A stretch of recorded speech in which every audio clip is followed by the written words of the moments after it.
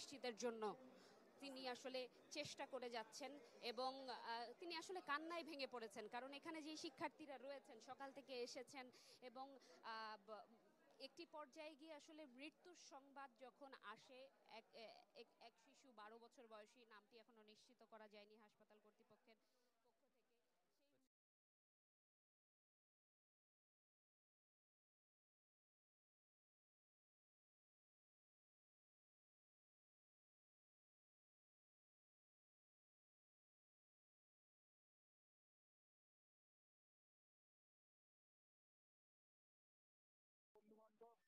যারা গুরুতরভাবে আহত এবং ধারণা করা হচ্ছে যে বেশিরভাগেরই শরীরের বিভিন্ন অংশ পুড়ে গেছে, কারণ যে বিমানটি বিধ্বস্ত হয়েছে সেটি মূলত প্রশিক্ষণ বিমান ছিল এবং প্রশিক্ষণ বিমান বলেই এর ভিতরে নানা ধরনের রাসায়নিক এবং তেজস্ক্রিয় পদার্থ থাকার কথা চিকিৎসকদের প্রাথমিক ধারণা। তারা বলছেন শহর নিচে পড়ে গেছে বিমানটা, তো ওটার মধ্যে অনেক টিচার আয়া মামারা থাকে, ওদের অনেক ক্ষতি হয়েছে, অনেকে আহত আবার অনেকে নিহত হয়েছে। বাট সাথে সাথে ফায়ার সার্ভিস হেল্প করছে, যাই পানি দিয়ে একদম বাচ্চাদেরকে বের করে আনা, অনেকে ট্রাই করছে। আর যাদের উপর বিমানটা ক্র্যাশ করছে অনেকেই এটার হাত পা ছন্ন বিছন্ন, আবার পুরা অনেক সমস্যা হয়েছে।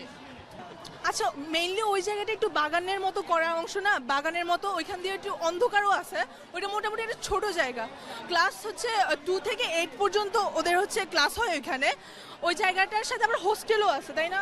হ্যাঁ, বাচ্চাদের হোস্টেলও আছে। তো ওই জায়গাটার মধ্যে মেইনলি ক্র্যাশটা করছে।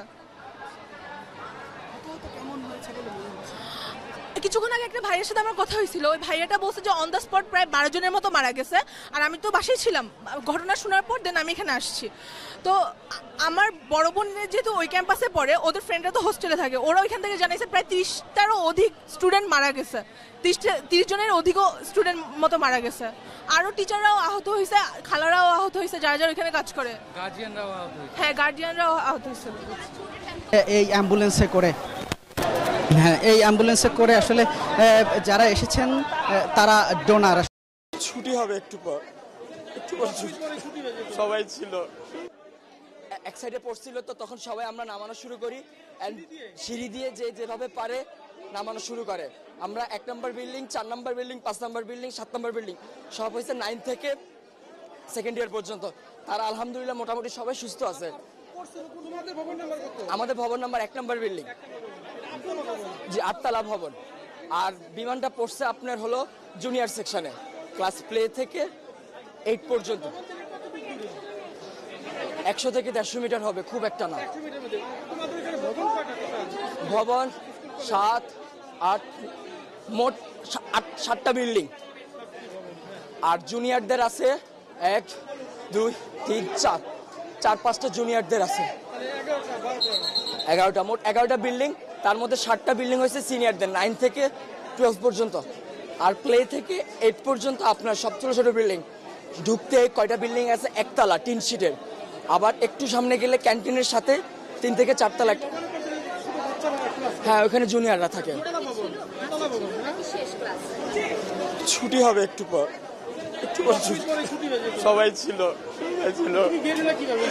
তখন তো এক সাইডে ছিল, সে আমাদের বিল্ডিং আহত না, আমি এখন নিজের চোখে দেখছি, আমি কন্ট্রোল করতে পারতেছি না। সেই সমস্ত বাচ্চারা এখানে আছে।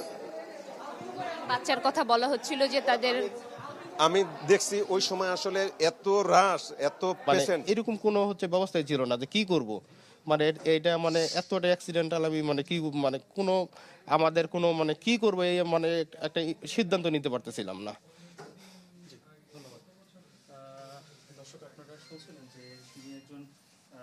কোনো পরিস্থিতি তখন ছিল না আসলে।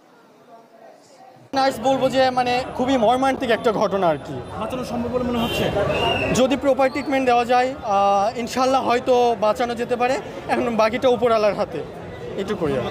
Thank you. এখানে তো আপাতত 50-60 জনের মতো আসছে। আরও উত্তরা আধুনিক মেডিকেল বা লুবানা, আমাদের উত্তরা যে ঝাঁকি, ওইখানকার আশেপাশে যত হসপিটালে ছিল ওখানে নেওয়া হয়েছে। বাকি যাদের কন্ডিশন খুবই খারাপ তাদেরকে বার্ন ইউনিটে রেফার করা হচ্ছে আর কি। আমি নিজেও 3 জনকে নিয়ে আসছি আর কি। কন্ডিশন খুব ভালো বলবো না, কারণ বার্নটা প্রচুর বার্ন হয়ে গেছে, ম্যাক্সিমামেরই একদম পুরে হয়ে গেছে, উপরকার লেয়ারটা হয়ে গেছে আর কি, মানে উঠে গেছে এরকম অবস্থা আর কি। থ্যাংক ইউ ভাই।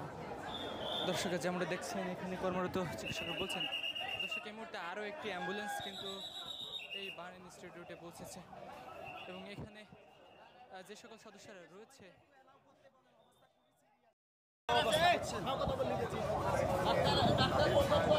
এখানে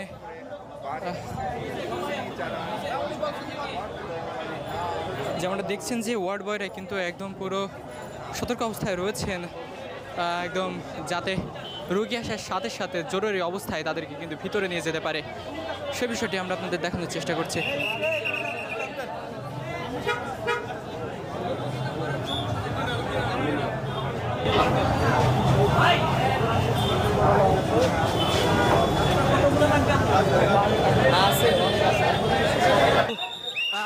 ঢাকা মেডিকেল এসে উপস্থিত হয়েছেন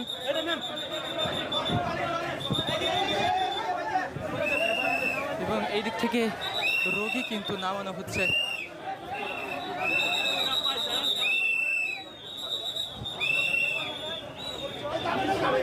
যেমনটা দেখছেন যে আশঙ্কাজনকভাবে এই রোগীরা কিন্তু এই হাসপাতালে আসছেন।